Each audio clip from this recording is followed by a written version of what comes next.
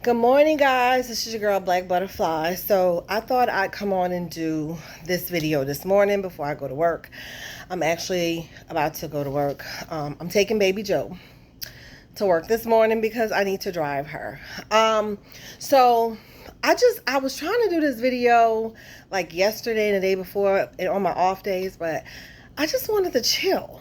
I didn't feel like recording. I just wanted to just be in my own little world. So anyway, but I do want to tell y'all this. So one of my off days I scheduled a mammogram. Okay. And so this video is going to talk about van life and your health and van life and food. So let's talk about the health first. So I've been scheduling like a lot of appointments. I scheduled my eye appointment, my dentist appointment, my primary care appointment, and I was due for a mammogram. So let me just kind of give you a backstory when it comes to the mammogram. So of course, you know, my mom and my sister both had breast cancer. They passed away, and the last time I had a mammogram, it was to check, you know, a questionable lump in my breast. And that was my first time having like a mammogram, like for real, you know, other than, you know, touching and feeling and, you know, physical exam. So I didn't know how painful it was. It was really painful. And when you get on the machine, they did the machine where they pressed and all that, and then they did like this other probing thing to check, you know, to make sure that everything was okay. Thankfully, this was years ago. I probably was like in my 30s when I did this, and I promised myself I would never do it again because it was just so uncomfortable and so painful. This was before we had the cancer showing up in our family and stuff. So I didn't have insurance for a while because shifting jobs and stuff like that and so forth. But that was painful. I was like, and then I started doing research on like, you know, the breast and the exam and you know, just the different risks. And so I didn't want the radiation. I was like, no, because they said radiation can also trigger cancer in your breast and stuff like that. I said, I'm not getting that kind of exam anymore. So fast forward, because I didn't have insurance for years, because you know, because of shifting jobs and stuff like that, I started seeing a homeopathic doctor, which was the best thing that I could have ever done for myself. I found out so much that a medical doctor wouldn't have told me, you know, through their tests. And I found out about my thyroids, how to take care of them, hormonal health, just heavy metals and parasites and how to get rid of them. I mean, I've been seeing this doctor for years. So when I explained to her about the breast cancer in my family and that I want to get a mammogram, but I don't want to do it through the medical industry, then she told me there's another process that's less invasive where they use heat therapy to look at your body. It's called like thermology, mammology, or something like that. And it's a heat sensory scan. They don't touch you, they don't press on anything, they just scan you, and it picks up the heat sensor in your body. And what it does is if there's any inflammation, it shows up red. And if there's inflammation in your body, that area in your body is usually the temperature is raised, because you know when you have fever or infection, you know your body temperature area is kind of warm and hot, so it picks up these cool and hot areas in your body. So I went ahead and scheduled that type of mammogram. The insurance does not take care of it. I have insurance now, and I could have gotten it, you know, I could have done it way cheaper through the medical industry, where my insurance would have picked it up and then also give me a kickback from even going and doing it, you know. But I was like, no, I said, I'm going to go ahead and do it a more non-invasive way, a more natural way, a homeopathic way. And the process, each scan, every time you go, is $250. But it was so well worth it because I feel so at ease right now because when she did the scan, she could do your whole body, but the whole body is like $450 just, to see the whole body. But I said, let's focus on the breast right now.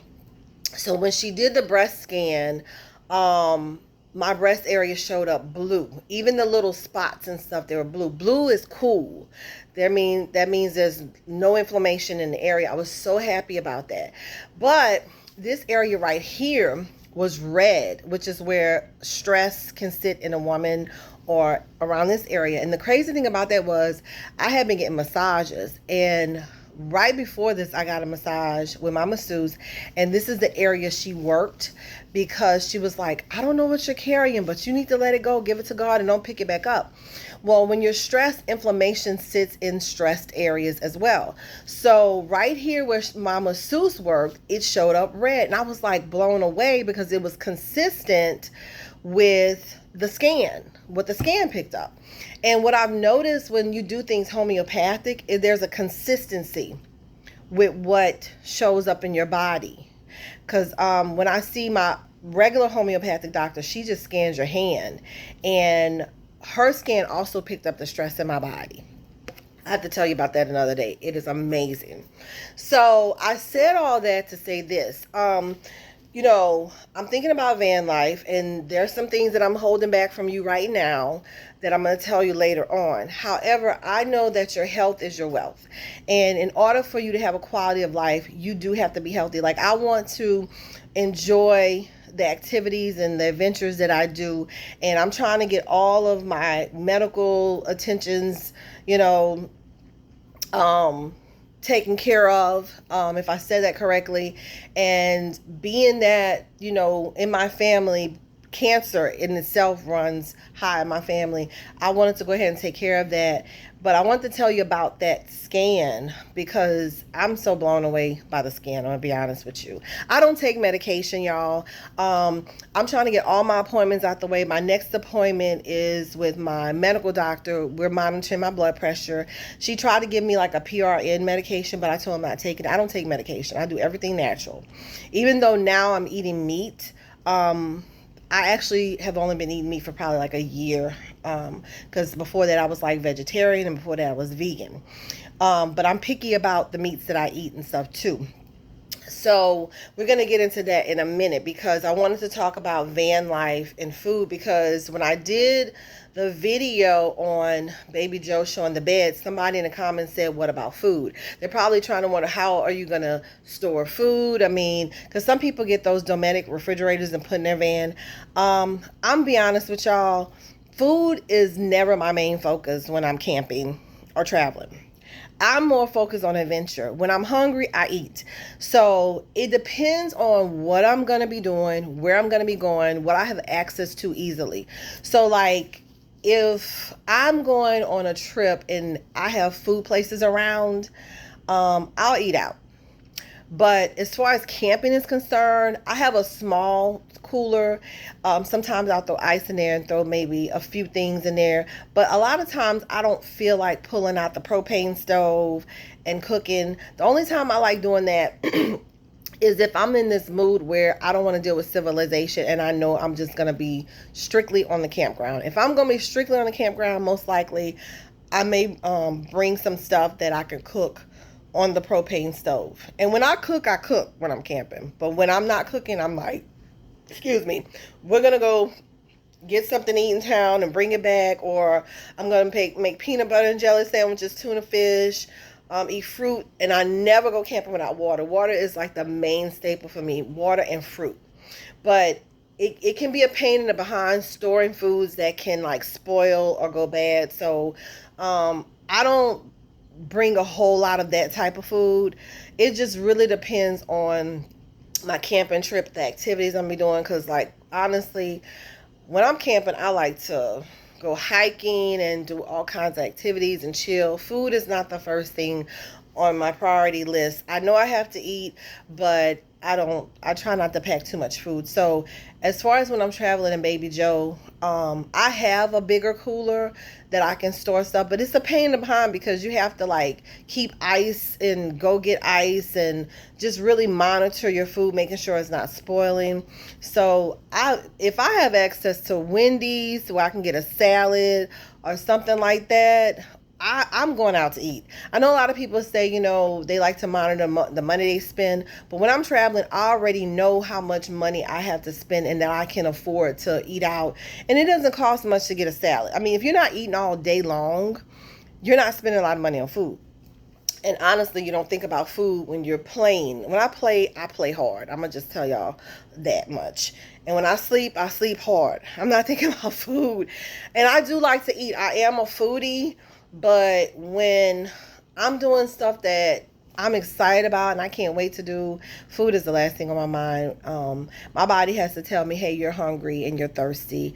I always have water with me, always. So as far as food, it just depends on what I know an excursion or a trip is going to be about, like what I'm going to be doing. Like if I'm on lockdown in the woods, I'm going to have a little bit more food with me and probably a cooler and water. But if I'm in areas where I have access in close proximity to where I'm camping, I'm going to still have some things like snacks, trail snacks, and stuff like that. But I try not to do too much of that because it weighs you down. Like you start feeling bad. I don't want to be in the woods and start feeling bad. And then, the less you eat, the less you kind of go to the bathroom. Because you don't want to be dealing with too much of that, especially if I have to use the bucket. If they don't have a nearby bathroom, which most times they do, but trust me, I have some stories. And you're probably wondering, like, you're talking about camping. I did a lot of camping when I was caring for my family because that was my outlet. I did so much camping. And I think I have some footage. I know I did. I took pictures and videos. I just didn't give you guys a play-by-play because I wasn't doing YouTube videos at the time. But social media as far as Instagram and Facebook, they got a play-by-play. Okay, I'm just catching you guys up. So I just wanted to come on and address, van life and your health and van life and food and what I do and what I'm trying to do. I'm just trying to do things decently in order, step by step, because what I'm planning on doing and what my goals are. Shell Living Green talked about your goals. I'm actually checking stuff off my list and just trying to set my life up to where I can really, really do what I want to do, but it's a process. But that was a really good question. I consider myself a semi-minimalist, and I don't want to focus on a whole bunch of stuff and food and stuff while I'm traveling. I need what I need. I have what I have, but the adventure and the memories and all of that is really what I'm after right now. And I'm trying to structure my life to be able to do that. And one of the things that I'm doing right now is really honing in and taking care of my health. Now, one thing I could tell you, I will not travel without when it comes to food and health are my vitamins. I have to show y'all that. I have an arsenal of vitamins and essential oils. So anyway, I don't want to talk too long. I just wanted to address that because I didn't do a video on my off day. I didn't want to do it while I was driving to work today, Baby Joe. I had a little time this morning before work, and so I wanted to have a heart-to-heart with y'all. Thank you to the new subscribers. I hope everyone is doing well, and I cannot wait to tell you what I have brewing behind the scenes. I'm just like itching to tell y'all, but I cannot tell y'all right now. I can't. It's just going to ruin the whole thing. Anyway, have a blessed day. This is your girl, Black Butterfly, and comment down below, like, share, subscribe, whatever you want to do. No pressure from me. It's whatever your heart desire, whatever you want to do. Okay. And just talk to me. I love talking to you guys. That's why the comment section is so important. And then I have some of you that just talk to me all the time in my community posts and under my videos. And I really appreciate y'all. And y'all, the gumbo was so delicious. My husband and I ate gumbo until we couldn't move. Like, we were sitting like this.